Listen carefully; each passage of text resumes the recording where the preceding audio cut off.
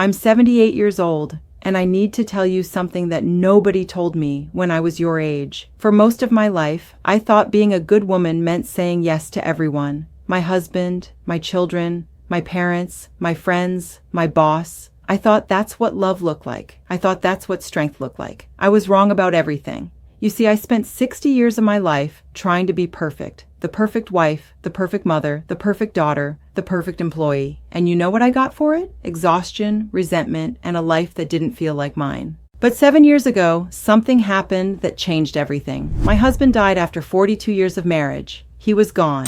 And for the first time in my adult life, I was alone. Completely alone. And I was terrified. Not because I missed him, though I did, but because I realized I had no idea who I was without him. I had spent my entire life being something, someone's wife, someone's mother, someone's helper. But who was I? What did I actually want? What made me happy? I couldn't answer those questions, and that scared me more than anything. Let me take you back. When I was 22, I got married. It was 1968. Different times, you understand? Women didn't have the choices you have today. Or at least we didn't think we did. My mother told me, a good husband is all you need. Everything else will follow. So I married him, a nice man, a good provider, and I became the good wife. I cooked. I cleaned. I raised the children. I supported his career. I smiled when I was supposed to smile. I stayed quiet when I was supposed to stay quiet. And the thing is, I wasn't unhappy. Not exactly. I loved my children. I enjoyed parts of my life. But there was always this voice in the back of my head asking, is this it? Is this all there is? I ignored that voice for 40 years. When I was 35, I wanted to go back to school. I'd always loved literature. I dreamed of teaching. But my husband said we couldn't afford it. The children needed me. Maybe later, he said. So I waited. When the kids were grown, I brought it up again. But then he was thinking about retirement. We'd need to help with his parents, maybe in a few years. So I waited again. When I was 55, his parents had passed. I thought, now it's my turn. But our daughter got divorced. She needed help with the grandchildren. How could I think about myself when my family needed me? So I waited again. And then at 71, he died, and there was nobody left to wait for. Here's what nobody tells you about being a woman, especially a woman of my generation. We were taught that self-sacrifice was noble, that putting everyone else first made us good, that our worth came from how much we gave, not from who we were. And it's a lie, a beautiful, terrible lie, because here's the truth I learned too late. You can't pour from an empty cup. You can't love others fully when you don't love yourself. You can't give everything away and expect to have anything left. I gave and gave and gave. And when my husband died, I looked in the mirror and I didn't recognize the woman staring back at me.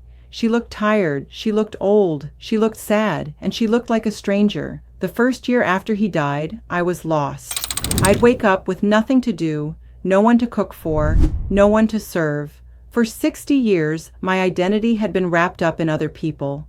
But then something happened. About 18 months later, I found a letter he'd written before we married. In it, he talked about my intelligence, my curiosity, how he couldn't wait to see what I would accomplish. I sat on the floor holding that letter, and I cried because that girl he'd fallen in love with, I'd buried her. Not all at once, but slowly over the years, I'd put her dreams aside. I told myself I was being selfless, but really I was disappearing. That's when I made a decision. I was 72 years old and I decided it wasn't too late. I enrolled in community college, literature classes, art history, philosophy, things I'd always wanted to study. I was the oldest in my classes, but I didn't care. For the first time in decades, I felt alive. I started traveling. Small trips at first, places I'd always wanted to see, and it was wonderful. I started saying no. This was hardest. My children would call. Sorry, I have plans. My friends would invite me to things I didn't want to do. No, thank you. And you know what? The world didn't end. People adjusted and I felt lighter. I'm 78 now, and I finally know who I am. Not somebody's wife, not somebody's mother, just me. A woman who loves literature and art, who enjoys her own company, who travels when she wants, who says no when she means no, and yes when she means yes.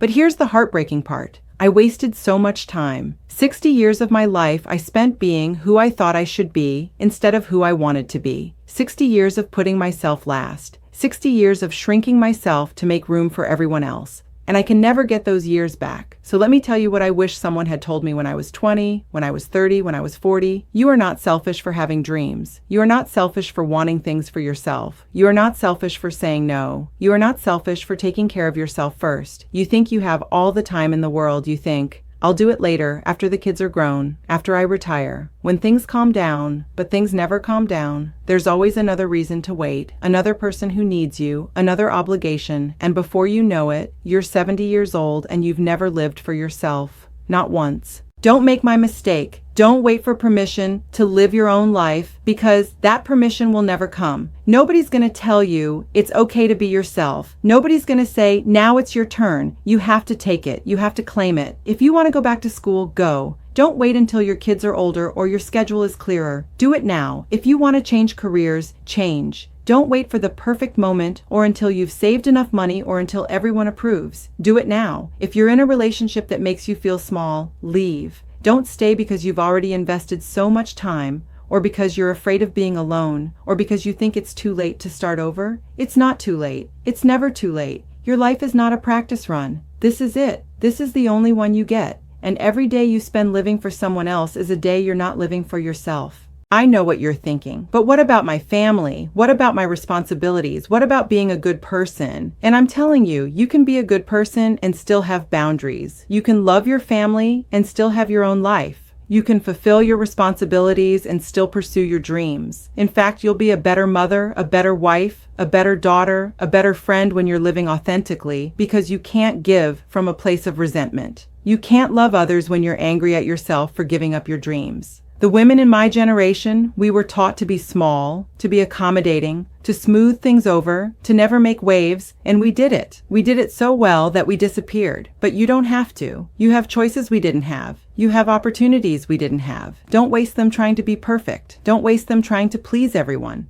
Because here's the truth, you'll never please everyone. There will always be someone who thinks you're being selfish. There will always be someone who's disappointed. There will always be someone who wants more from you. But the only opinion that really matters is yours. Can you look at yourself in the mirror and be proud of who you see? Not because of what you've done for others, not because of how much you've sacrificed, but because you're living a life that feels true to you. I look at young women today, and I see them making the same mistakes I made. Saying yes when they mean no, putting their dreams on hold for their partners or their children or their parents, shrinking themselves to fit into someone else's idea of what a woman should be. And I want to shake them. I want to tell them, stop. Stop right now. Your dreams matter. Your voice matters. You matter. Not because of what you do for others, but because you exist. It took me 72 years to learn that lesson, 72 years to realize that I was allowed to take up space, that I was allowed to have desires, that I was allowed to choose myself. Don't take 72 years. Learn it now, today. This moment, your younger self is depending on you, and your older self will thank you.